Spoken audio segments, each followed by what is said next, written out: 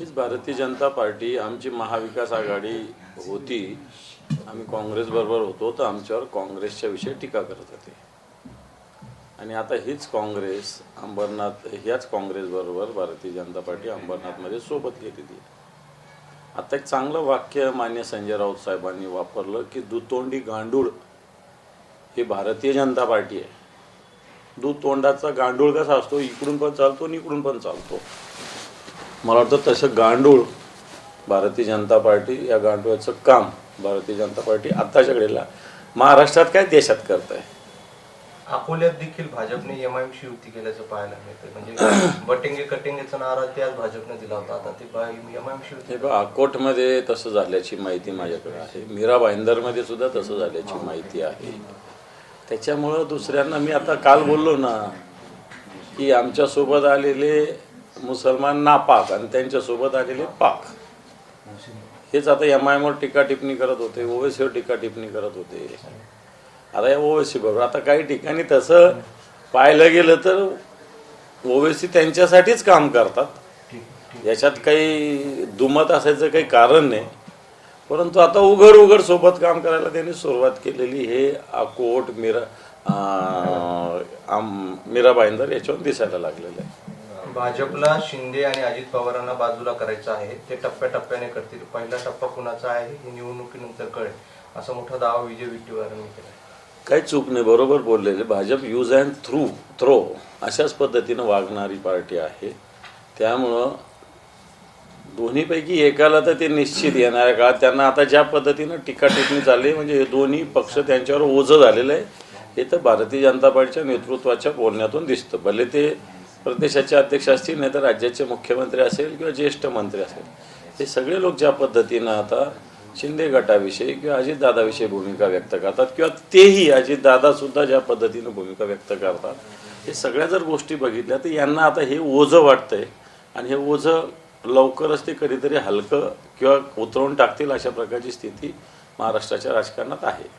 विधानसभा अध्यक्ष राहुल नार्वेकर यांच्यावर निवडणूक अधिकाऱ्यावर दबाव टाकल्याचा आरोप होत होता. आता या सगळ्या प्रकरणात याचिका देखील दाखल करण्यात आली. निवडणूक आयोगावर दबाव तर टाकलाच, पण उमेदवारावर टाकल्याचं सुद्धा मी माहिती घेतली. एक तेजल पवार नावाची एक भगिनी तिथं उमेदवार आहे. तिने स्पष्ट सांगितलं काल मीडियासमोर की तिच्या पतीला ह्या लोकांनी राहुल नार्वेकरांच्या कप परेडला राहुल नार्वेकरांच्या बंगल्यावर घेऊन गेले. तिथं मोठी कॅश ठेवली, किती लागते घे असं म्हटलं. पुन्हा एका त्याच्या घरी जाऊन त्याला BMCचे किती टेंडर्स लागतात ते घे म्हटलं. अशा पद्धतीनं त्याला वेगवेगळ्या पद्धतीनं प्रलोभनं दाखवले, भीती दाखवली की आम्ही याला तडीपार केलं, याला पोलिसांकडून हे केलं ते केलं. या सगळ्या गोष्टी त्या उमेदवारांनी सांगितलेल्या आहे, आम्ही नाही सांगितलेल्या. तुम्ही रेकॉर्डवर त्या बघू शकता. आणि असं करणारे राहुल नार्वेकर हे आपले विधानसभेचे अध्यक्ष आहे. महाराष्ट्राची संस्कृती परंपरा कुठली आहे? मधुकरराव चौधरी विधानसभेचे अध्यक्ष राहिले, बाळासाहेब भारदे विधानसभेचे अध्यक्ष राहिले, शिवराज पाटील विधानसभेचे अध्यक्ष राहिले.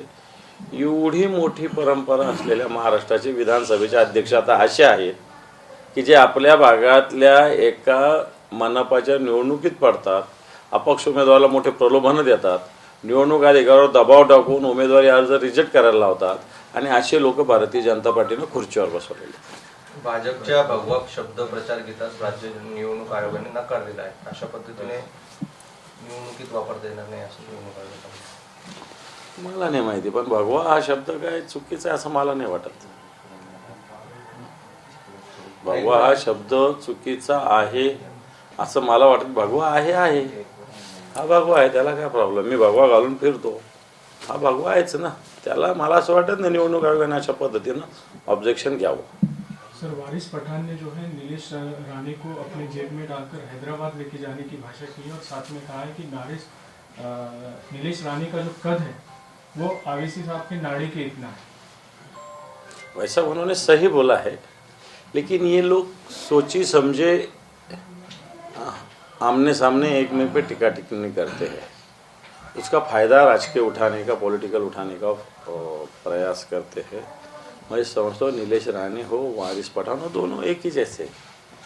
और ये दोनों पार्टियां भी एक दोनों के साथ कैसा आने का इस प्रकार की में अभी शुरू होगा ये काम अभी धीरे धीरे लास्ट के डब्बे में ये काम एमआईएम से भी शुरू होगा और बीजेपी से शुरू होगा। लोगों को ये गुमराह बनाने का काम है। वारिस पठान भी कुछ करता नहीं और नीतीश राणे भी कुछ करता नहीं, सिर्फ बातें करते हैं। सर, पृथ्वीराज चौहान ने एक स्टेटमेंट दिया है कि अमेरिका में जिस तरीके से वेनेजुएला पे मिलिट्री अटैक किया है, भारत में वो अटैक कब होगा और ट्रम्प मोदी को कब किडनैप करेगा? अच्छी बात कही है, लेकिन उसके बारे में मैं कुछ कहूँगा नहीं। ठीक है, मोदी जिस प्रकार अभी राजनीति चल रही है वो समय आएगा, लेकिन उसको अमेरिका की ज़रूरत नहीं, हिंदुस्तान की जनता सक्षम है उसके लिए, ऐसा मैं समझता हूँ। क्योंकि मैं पृथ्वीराज जी जैसा स्टेटमेंट नहीं दूंगा। अमेरिका हमारी जनता सक्षम है, ऐसा कोई हमारे देश में ऐसा कुछ हुआ तो करेगी जनता। ते एमआयएम आणि बीजेपीची बी टीम म्हटलं जायचं, अकोटमधलं हे प्रकार नंतर असंच होणार. तसं सुरू आहे आता. बघा, हे विकासावर बोलणारच नाही, हे एमआर टिप्पण्या करणार आणि एमआयएम यांच्यावर करणार. तसं तर एमआयएमच्या विरोधात यांचे उमेदवार नाही आणि यांच्या विरोधात एमआयएमचे उमेदवार नाही. किंवा एमआयएम जिथं निवडून येणार आहे तिथं बीजेपी निवडून येणार नाही, जिथं बीजेपी निवडून येणार तिथं एमआयएम निवडूनच येणार नाही. पण एकमेकावर टीका टिप्पणी करणार. कारण काय की मग लोकांमध्ये धर्मवादाचं जातीयवादाचं विष पेरणं हे आता प्रोसेस सुरू होणार आहे. मला असं वाटतं हिंदूंनी आणि मुसलमानांनी दोघांनी याच्यामध्ये जागरूक राहण्याची आवश्यकता आहे. एमआयएम मध्ये पण मोठी नाराजी पाहायला मिळते. ते तिकडे सोलापूरमध्ये अक्षरशः ओबीसींना सांगावं लागलं, इकडे संभाजीनगरमध्ये मोठ्या प्रमाणात एमआयएमच्या विरोधात नाही, आता कोणत्या पक्षाचं अंतर्गत काय बोलणं ते चुकीचं होईल. ज्याच्या त्याच्या पक्षाचा अंतर्गत भाग असतो, त्याच्याविषयी मी बोलणं योग्य होणार नाही.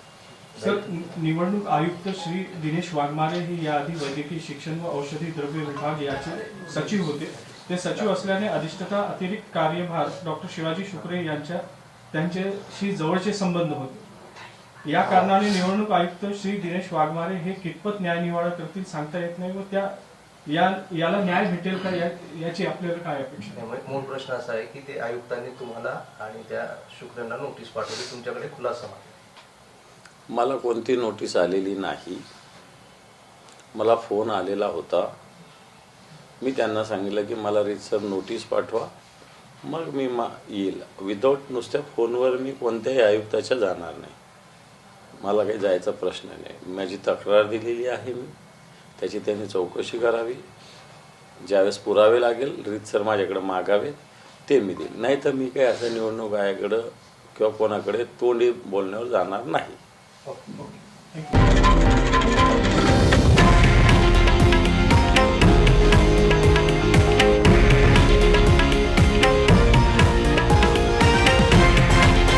हे आहे देशातील नंबर 1 न्यूज नेटवर्क आणि आपण पाहत आहात TV9 मराठी, एकमेव.